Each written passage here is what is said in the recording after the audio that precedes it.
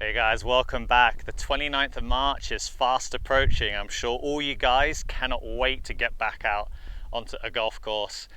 I know a lot of you, including myself, have spent a lot of time and money investing in some kind of home setup, whether it be a net or for some guys hitting balls into washing lines and doing basically everything that you can in order to tick over. But one thing that I guarantee not many of you have been able to do is work on your short game. And over time, short game, putting, chipping, pitching, and certainly distance control and things like that, these are the things that tend to go if you don't spend a great deal of time on them. So to get you guys all ready for next week, we're going to be talking about chipping setup and fundamentals. We're going to be talking about equipment, and basically I'm going to get you guys ready for next week, and ultimately with a few tweaks to your setup and pivot, I guarantee that you'll never fat or thin a chip shot ever again.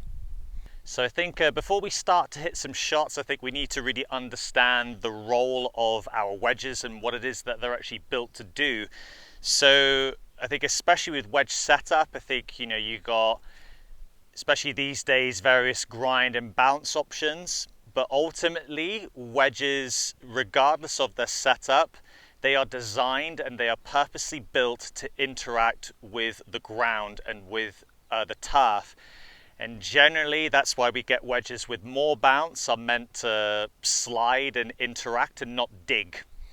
So this is really the key concept for today, because the most common faults, certainly with chipping and pitching, are those that thin it and fat it, and a lot of that comes down to setup, angle of attack, and arguably part of it is also down to wedge setup.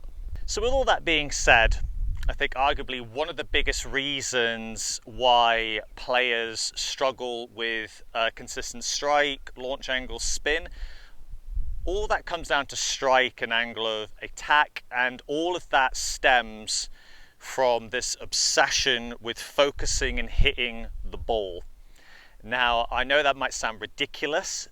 However, knowing that the modern day wedge is designed to interact with the floor, with the turf, we want to ensure that our strike is clean and tidy with the ground, and the ball simply gets in the way of it. Let me explain a little further. So for more consistent ball striking when you chip, we want to, bearing in mind knowing what wedges are meant to do, we want to present and expose bounce, and we want to take away leading edge. We don't want to be coming in too steeply. We want to be delivering the club shallow, where the club is sliding and then interacting with that turf properly. So in order to help with this, we want to stand quite tall, ball position sort of middle to maybe fractionally forward in stance. Hands will be neutral, so we don't want that forward press so that we get shaft lean. We want them set quite neutral. And then really from here, our job is to simply return the club back to this point. And then if we do so, we should really be picking it, and we should be sort of barely bruising that surface, where we're still going to get a decent launch, a nice amount of spin, and then as a result, judging distance will be quite easy to calibrate from there as well. So I'll show you again. So stand nice and tall, neutral hands. And you should really be able to stand there all day. And you should never be fearing the worst.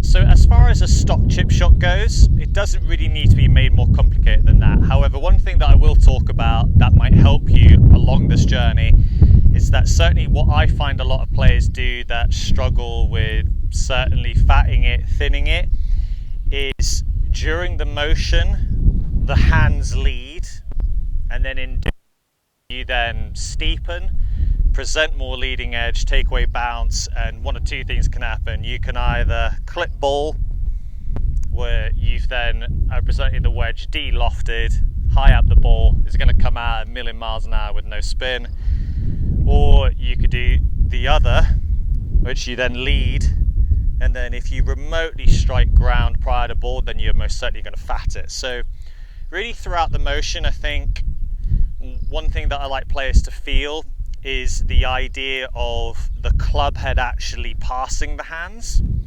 So kind of think of it like a door on a hinge. And with that being said, a really great drill is to actually hit shots with your right hand only. If you're a right-handed golfer, that is left-handed, left hand only. And in doing so, that makes the head heavier. Bear in mind, you'll have quite a soft grip. You'll then allow the wedge to fall onto the ball and actually to pass your hands. And then in doing so, you can even hear there that little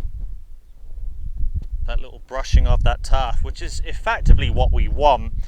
And then when you get really good at it, you should effectively be able to hit shots with your pals right hand only with a pretty decent outcome.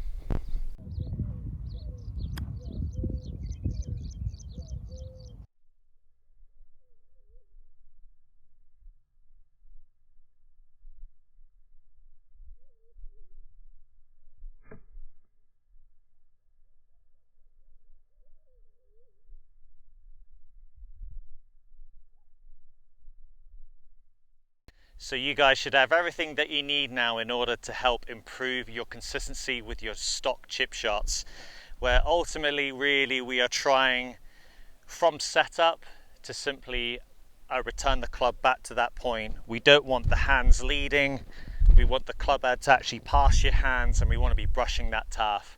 Now if you guys have any questions whatsoever, by all means leave a comment down below, reach out to me personally through my website at Dan Owen Golf. And more importantly, I hope you guys all next week have a great day. I should have some tournaments myself lined up end of April, so I'm really looking forward to getting out there. So by all means, show your support, and if I can help you guys along the way, even better. Take care, and I'll see you soon.